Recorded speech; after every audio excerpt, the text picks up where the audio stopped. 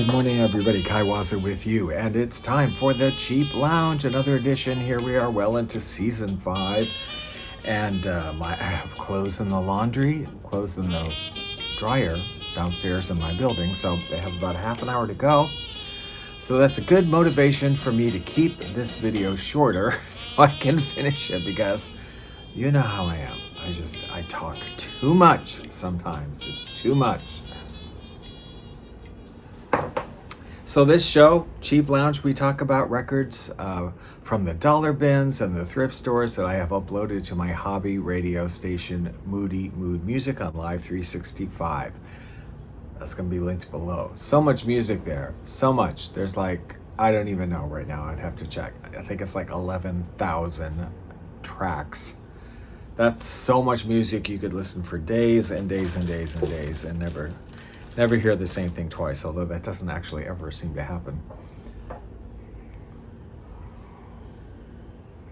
Anyway, let's get started. I'm going to show, I'm not going to talk about all the records. I'll talk about some of them, and some of them I'll just, you'll just see, but we'll do needle drops and everything. So this is all the music that's come into Moody Mood Music recently. We start with a record from 1965, Mr. Mike Douglas.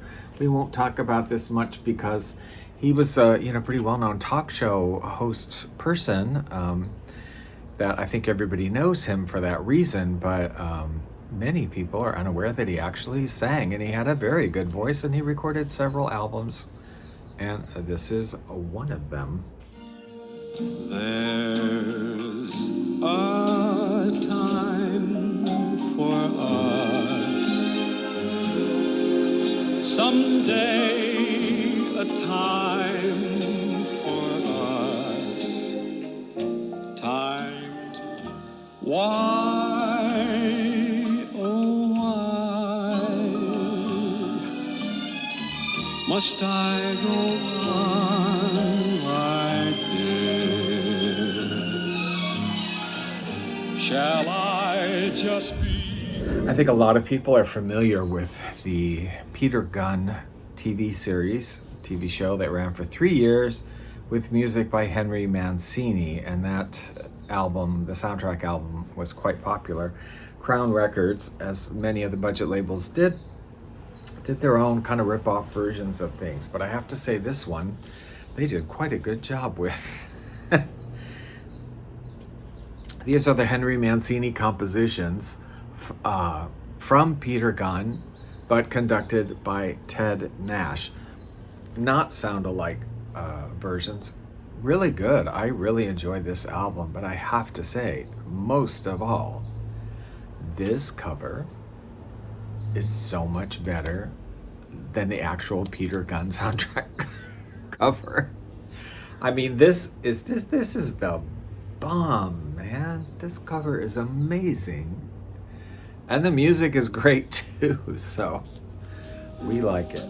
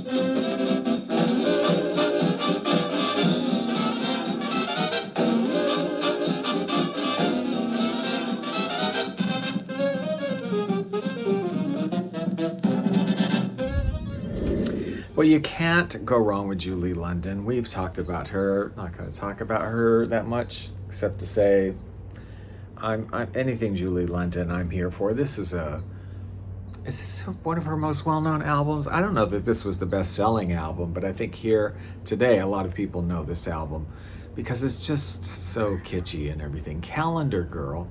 She was so beautiful, right? Julie London, and could have been like a pinup model type person, whatever. Very, very beautiful. And this album is very entertaining. It's a gatefold, and look at that. Look at that. But there's 13 songs on this album, and there's one song for every month about that month. So it's kind of a cool concept, plus one additional song called The 13th Month. The album came out in 1956, but there's songs like well-known chestnuts like June in January or September in the Rain, but then there were also songs written for the album November, Twilight, Warm December, February Brings the Rain. Great stuff on this album, as always. Julie London, we love her. Melancholy March, your clouds are crying, your trees are sighing, as though they'll die. And I'm in the mood for this October. I found an Indian summer man, and that's why I'm in the mood for this. Here's Halo Records. I love, or not Halo, this is Royale. They're kind of the same. Royale, Ultraphonic, Allegro, Remington. There was a lot of cross-pollination between these very early budget labels. This one, and I always pick them up when I see them because I have a thing for budget labels, and I love the really early ones too. This is Royale, another hour of instrumental favorites. Again, it's the cover we're just really, really loving. These are classical excerpts, semi-classical pieces that you recognize. You'd hear them and you go, yeah, you might not know what exactly they are, but you know them. They've been used 100 times for many different things. This is the Royale Concert Orchestra, Royale Concert Ensemble, but it's not. There's no such group. Royale and Remington, I believe, as well. A lot of those labels had recorded European, particularly German orchestras, and had the rights to those recordings and issued them in the United States with different names. Sometimes, I guess, just for budgetary reasons, but other times because we're talking about the World War II era afterwards and whatever, and people were World War I and II. People were not wanting to necessarily have German orchestras for sale, so they would change the name of the orchestras and hide that it was German, or they might say like recorded in Europe, and that was it.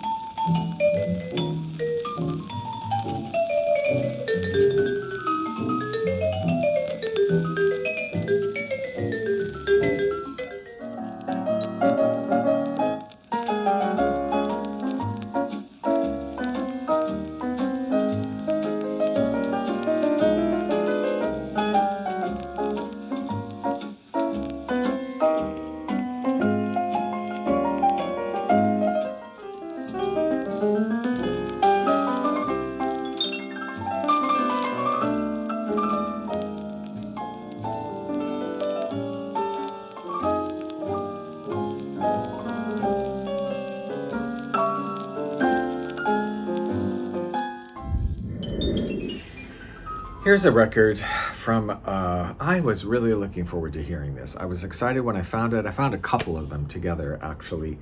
And I had not heard any of this artist's music, and I was kind of excited to because I was aware of their existence.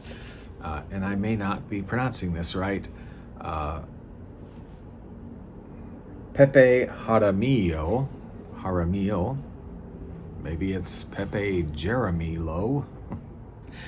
The guy was popular in England and recording out of England, so there's no telling what pronunciation they might have actually used. I don't know, but I mean, Pepe Jaramillo will go by. Mexican Pizza is this album. Looks great, exciting. I'm thinking, okay, this is gonna be super cool. 1963 is when it came out. So upon listening to it, I'm like, oh, it's not quite what I thought. I thought in my mind this was gonna be either like a really groovy, like Xavier Cugat kind of big band cha-cha, merengue, and all that kind of stuff, or it was going to be similar to like a Tijuana Brass ripoff kind of beat sound. Which I really enjoy those records. And it was neither. It was actually it was a legitimate recording of Pepe, who was a pianist, composer, etc., from Mexico, who had his career really in Europe and specifically in England.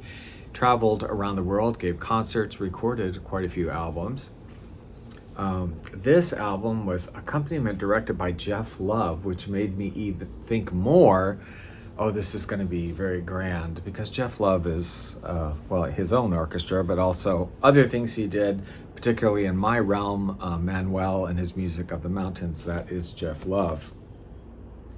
Very sweeping, lush orchestrations with percussion, and I'm thinking this is going to be, kind of influenced by that.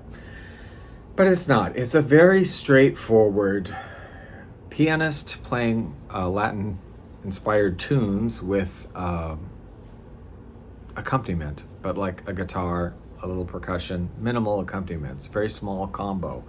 And interestingly, he was known, I did a little research on him, for his very simple playing, actually, at a time when some people were like Liberace or whatever were being, chandeliers and very grandiose and whatever. I mean, he had his shtick, like his outfits and all of this. There's pictures of him online playing the piano, in these Mexican kind of outfits. But his playing was very simple and very straightforward, and that's very true. There's not a lot of flourishes or craziness or whatever going on. So I have a couple more records by him coming up, and I'm just honestly disappointed. I know that sounds terrible. I'm sorry. I mean, they're perfectly fine records. It's just not what I was expecting, and I was really expecting what I loved, and what I got was like, okay.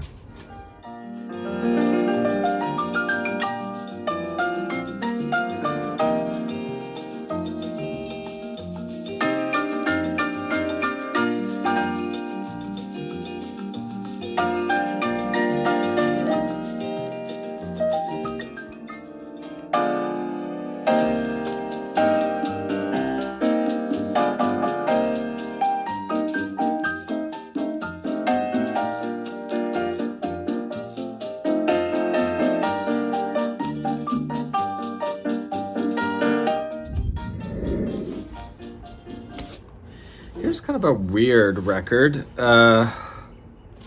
It is from, we don't know the year. They didn't put a year on this thing.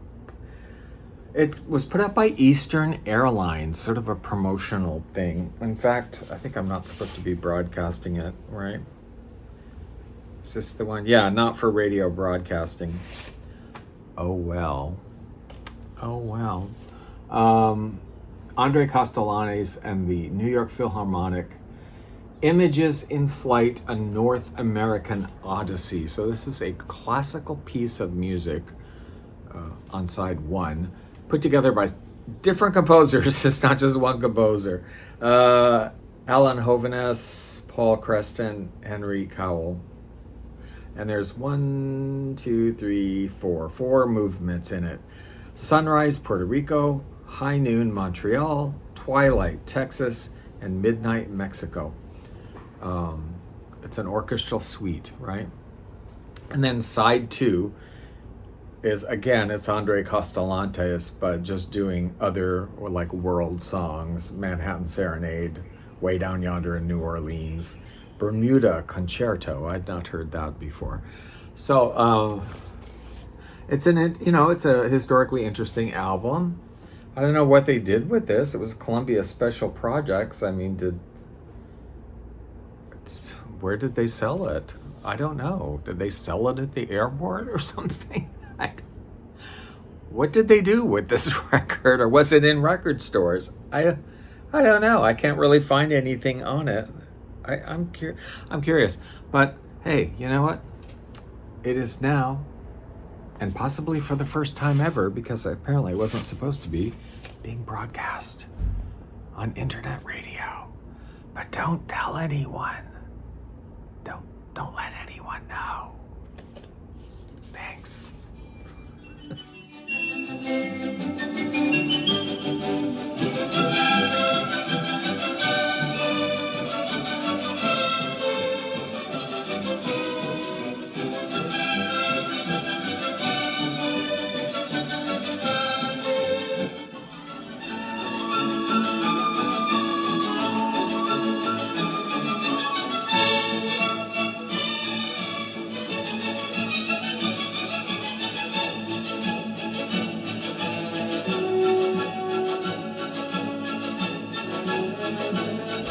I want to talk about this European album from Supraphon Records. It is Dutch, right? No, it's not Dutch. Hungarian. Where was this record made? Czechoslovakia. Okay, from 1984. Pre-breakup there. Well, what can I say? Richard Ball, the Magic Flute. It's a pan flute. You know I love a pan flute. I mean, nothing says easy listening more than pan flute music, right? I mean, seriously, is there anything that says vintage easy listening more than pan flute? And this is nice because it has pan flute and an orchestra. So it's a lovely string orchestra with pan flute with a bunch of songs I've never heard before that are great. This is a great record. I loved it. Okay, maybe he's not Zamfir, master of the pan flute, but hey, Richard Ball was doing his thing. And he actually did several albums of pan flute and accordion. The other thing he played was an accordion, go figure. So you look up Richard Ball and you'll find some accordion records and you'll find some other pan flute records. So I liked it. Yeah, no song, there is this, I'd not heard any of these songs. There's a song called Mona Lisa on here, but it's not the Mona Lisa we all know. It's some other song called Mona Lisa by Stan Riegel. Boom. I'm here for it. Magic Flute.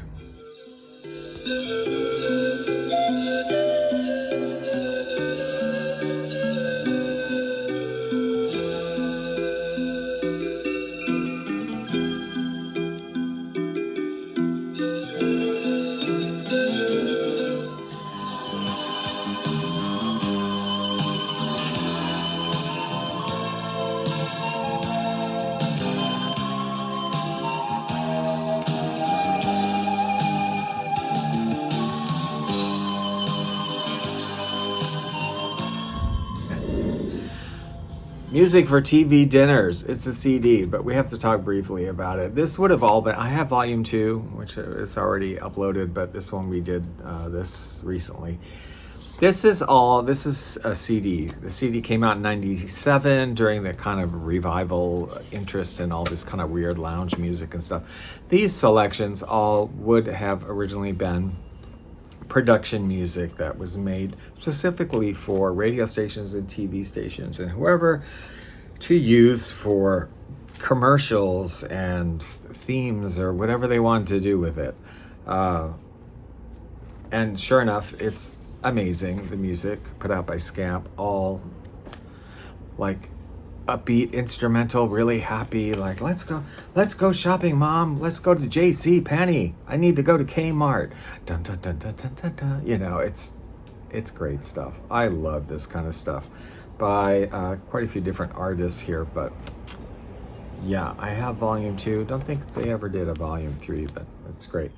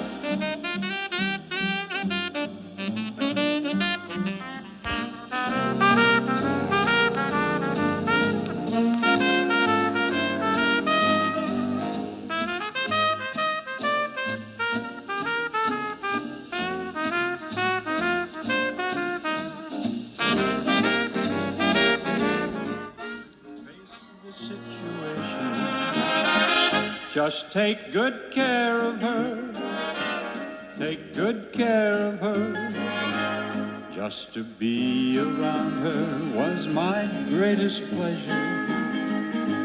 She was...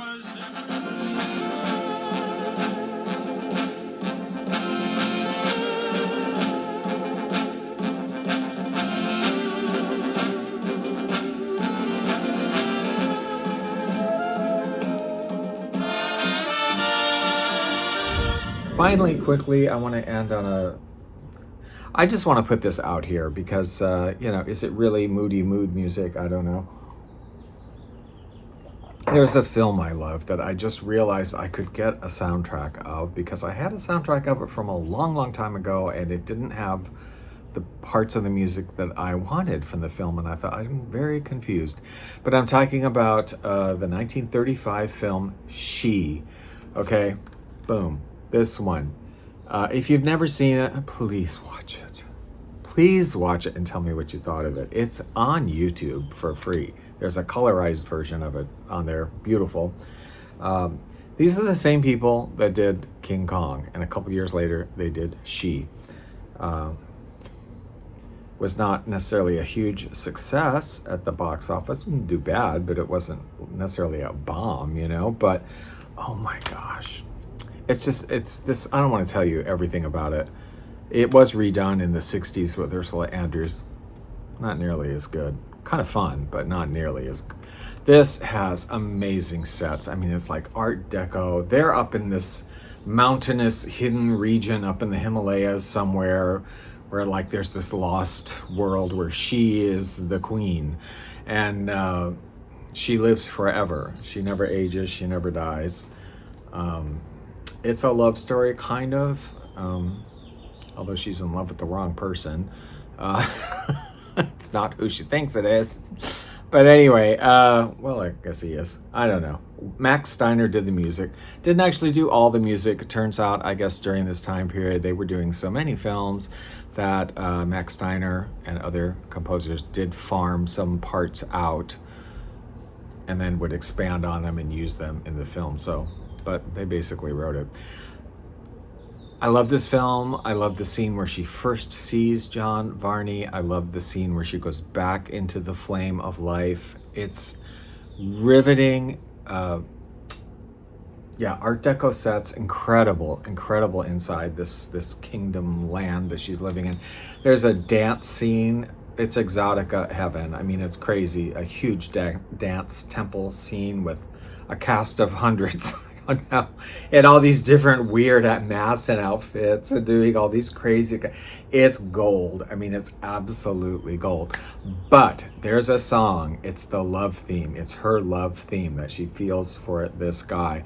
And when I first watched the film, you know when something just oh my God, it just impacts you. It hits you. Like that theme song just impacted me so much, that love theme, because it was eerie, it was beautiful, it was sad at the same time. I mean, it you could listen to that and know, like, oh, this is not gonna work. This is not gonna end well. Like this sad love theme of she who is like living forever. Like, oh no. And it's used several times throughout the film. And what I did, because I just discovered I could get the CD recently, so I did, is I did a mashup myself of the times they used that love theme in the film, and made kind of like a mashup medley of it, and put it on Moody Mood Music. And I also put it on Gargan Gardens because I think it fits in that genre as well. So, yeah.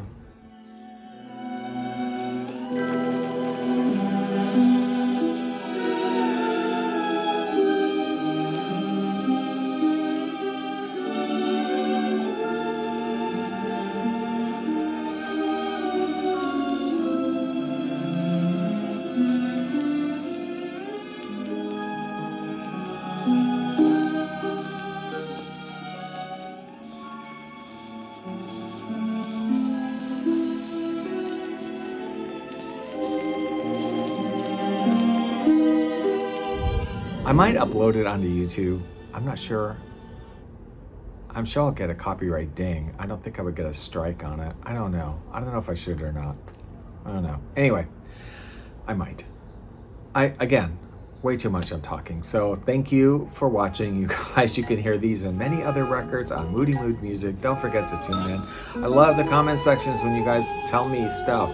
Tell me things I got wrong, because I get stuff wrong sometimes. And your experiences and comments and thoughts and whatever. And have a wonderful day. I'm going to finish my coffee, and my laundry is going to be ready momentarily.